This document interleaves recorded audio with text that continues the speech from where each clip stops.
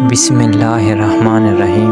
آپ دوستوں سے گزارش ہے کہ ہمارے چینل کو سبسکرائب کریں اور گھنٹی کے بٹن کو بھی دبائیں۔ نواز رسول کی شہادت کے بعد اولاد رسول صلی اللہ علیہ وسلم کو قید کیا گیا۔ نبی کی بیٹیوں کو بے پردہ کر کے کوفے اور شام کی طرف لے جایا گیا۔ آگے آگے فوج یزید ناچتی ہوئی جا رہی ہے اور پیچھے پیچھے رسول اللہ صلی اللہ علیہ وسلم کی بیٹیاں قید ہو کر بے یار و مددگار ہو کر جا رہی ہیں۔ فوج یزید کے ہاتھ میں تمام شہیدوں کے کٹے ہوئے سر تھے اور وہاں بغیر سر کے زمین کربلا پر جسم مبارک بکھرے ہوئے تھے۔ تاریخ نے کہہ دیا کہ بغیر کفن و دفن کے 3 دن تک رسول اللہ کے خاندان کے جسم مبارک زمین کربلا پر بکھرے پڑے تھے۔ 13 محرم 61 ہجری کو جب آس پاس کے لوگوں نے یہ معلوم کیا کہ فوج کا پیرا کم ہو گیا ہے، چلو نہر فرات سے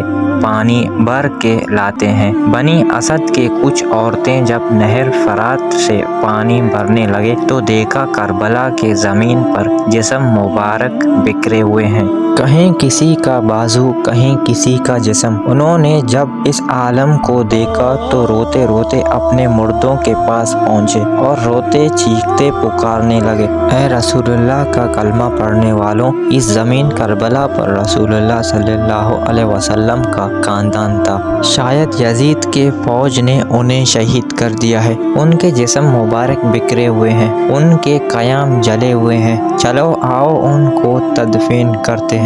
کچھ مردوں اور عورتوں کے ساتھ زمین کربلا پہنچے۔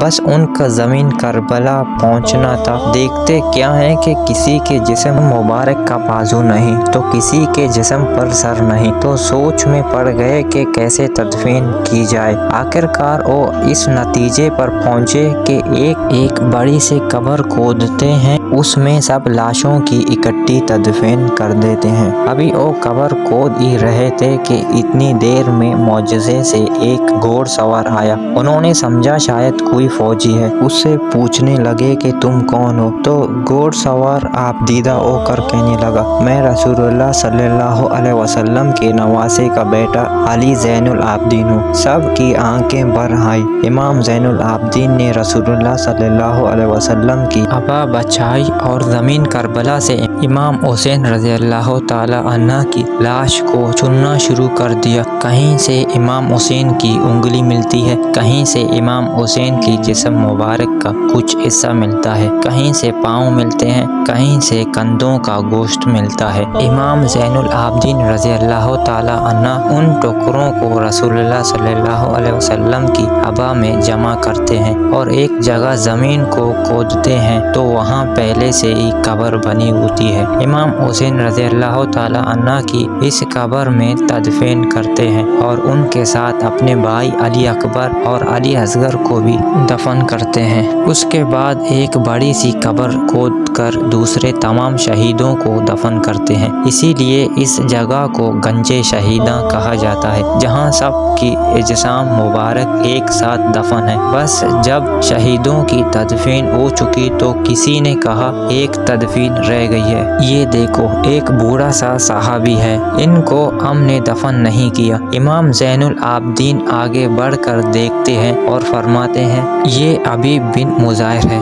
اللہ یہ چاہتے ہیں کہ ان کی لاش ایسی جگہ دفن ہو جہاں جب بھی کوئی امام حسین کے پاس آئے تو ان کو سلام کر کے آئے۔ پھر آپ نے جناب حبیب کو تدفین کیا۔ سب جانے لگے تو امام سجاد نے کہا رکو، ایک تدفین ابھی بھی رہتی ہے۔ سب نے کہا کچھ نظر نہیں آتا۔ امام سجاد نے فرمایا نہر فرات کی طرف چلو۔ جب آگے بڑھنے لگے تو ایک بازو نظر آیا اور آگے بڑھے تو دوسرا بازو نظر آیا۔ بس تھوڑا آگے چلنا تھا کہ جناب ابو الفضل عباس رضی اللہ تعالیٰ کا جسم مبارک نظر آیا۔ جناب عباس رضی اللہ تعالیٰ عنہ کو اسی جگہ دفن کر دیا جہاں وہ گھوڑے کی ذین سے زمین پر آئے تھے۔ آج بھی قبر عباس رضی اللہ تعالیٰ عنہ اور قبر حسین رضی اللہ تعالیٰ عنہ ایک دوسرے کے آمنے سامنے ہیں۔ سلام او رسول اللہ صلی اللہ علیہ وسلم کے کنوے پر، سلام او رسول اللہ صلی اللہ علیہ وسلم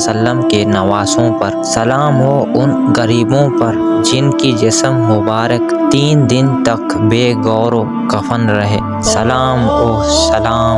اگر آپ کو یہ ویڈیو اچھا لگا ہو ثواب کی نیت سے اپنے دوستوں کے پاس شیئر ضرور کریں۔ اللہ حافظ۔